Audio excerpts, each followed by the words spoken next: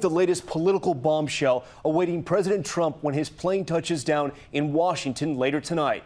New questions about son-in-law Jared Kushner and Kushner's alleged plan to set up back-channel communications with the Russian government.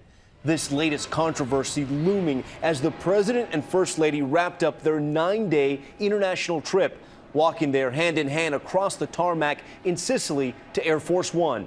President Trump calling the trip a, quote, home run in his final remarks to U.S. military at the Naval Air Station Sigonella.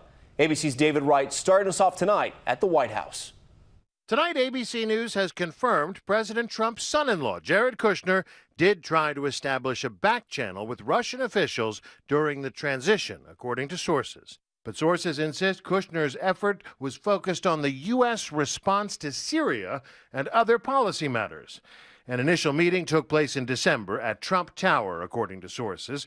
Kushner sat down with retired Lieutenant General Mike Flynn and Russian Ambassador Sergei Kislyak. These new details may help to explain why Kushner has come under scrutiny by FBI investigators who are looking into Russian meddling in the election and possible collusion by Trump associates.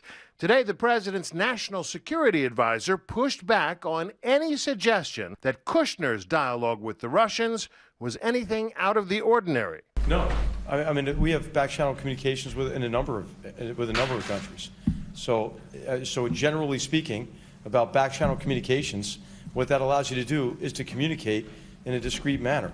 But that's not how the former CIA director sees it. This is off the map, Michael. I know of no other experience like this in our history, certainly within my life experience. Mike Flynn, who attended that initial meeting, was ultimately fired as national security advisor for his subsequent interactions with that same Russian ambassador and his lying to White House officials about it. I asked for his resignation. He respectfully gave it. That was after the FBI exposed Flynn lied to the vice president about what he and the Russian ambassador discussed. It's important to note that during his initial meetings with the Russians, Kushner was a private citizen with no official role in government and no security clearance. He was a trusted advisor to his father-in-law. Stand up, Jared. Say hello to the crowd. Come on, Jared. Jared is a very, very successful real estate man in New York. I'm proud of Jared. But about the time Kushner was meeting with Kislyak, Trump was still mulling over what role to give him in the administration. I'd love to have Jared helping us on deals with other nations and see if we can do peace in the Middle East and other things. He's very talented. He's a very talented guy. The president always quick to praise his son-in-law. David Wright joins us live now from the White House. And David, tonight some other Trump family members are in the news for meeting with GOP leaders to discuss strategy?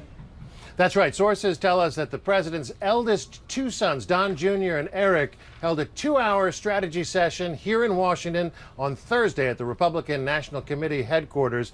Those sons, of course, are running the family business, but they were here to discuss broad political strategy going forward. Tom? All the Trump stain in politics there. All right, David, thanks so much.